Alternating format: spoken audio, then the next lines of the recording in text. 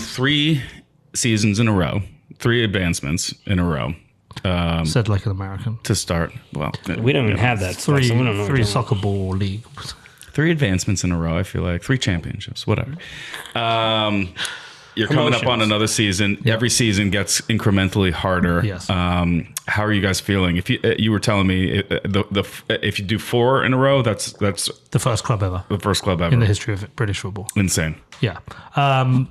But I want to hear about the women's club as well because they're absolutely ripping it up. So I want us to win the league. I hope we win the league. But I have also come to terms with this season. This might be a consolidation phase. Like we stretched the elastic band as far as we could, and the tension's there, and it might just ping back. It's when you move this quickly in football, it's hard to keep up with the infrastructure and the demands. Bitcoin move is too fast for everything else, really. Yeah. So this is the first season I'm going into. If we get to the end of the year and there's no more promotions, I'm okay with this. I mean, it would be okay most seasons, but I don't have an expectation. This season will be what it will be. It may be a consolidation year where, maybe we don't win a league title and maybe we just focus on the infrastructure because we've got some demands now. But we need a new stadium. We need a training center. I mean, our women's side can't go up. The requirements for the championship are that even if we were to win the league, the cost to do it, we can afford, but the costs of being in that league are so high that we almost certainly come straight back down. So it's kind of pointless. So what we're doing is we're doing these incremental steps. I've said to our manager of our women's side, spend 3 years preparing for a promotion. I'll spend 3 years doing the infrastructure and the commercials. And so one step this year, they're going from training twice a week to 3 times a week. And at some point in these next 3 years, we'll hopefully go to a full-time team and hopefully have an academy in place and all those things. So this is on the women's side. On the women's side. So when we're ready, we can go.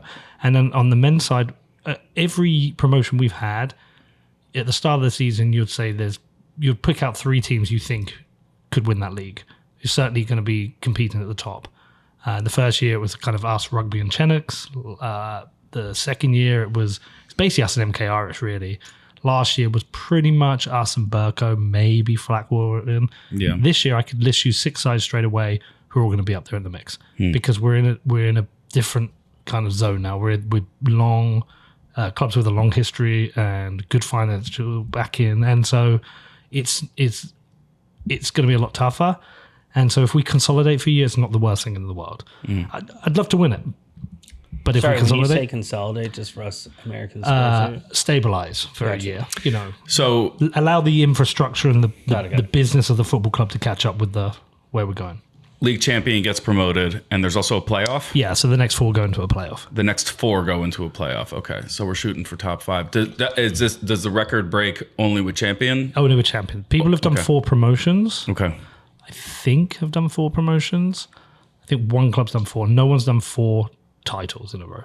Fuck the consolidation, man. Let's go. Let's go get it. I want it. But it's going to be tough. I mean, there's like Harbour and Sporting. If you go on their Twitter, you see the players they're signing. They're spending money. Yeah. And I don't want to get into a shootout on wages for players in an unsustainable way because you set the standard for that year and the year after. So if we consolidate this year, I'm okay with that. I still want to win.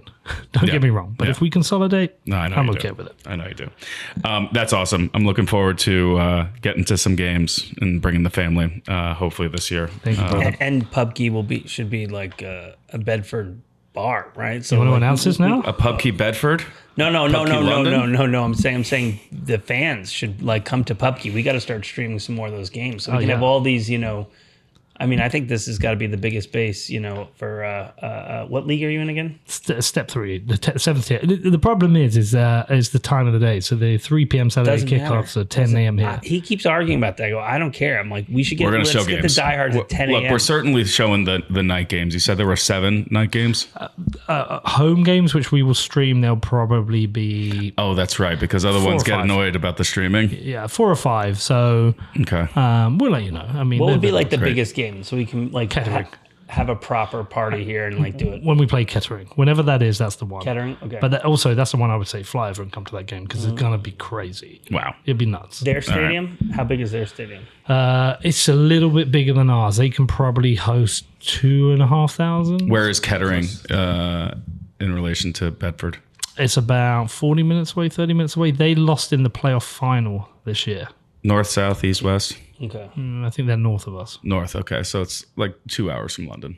They're less because it's 40 minutes to Bedford and like 30 minutes. They're like an hour and 10.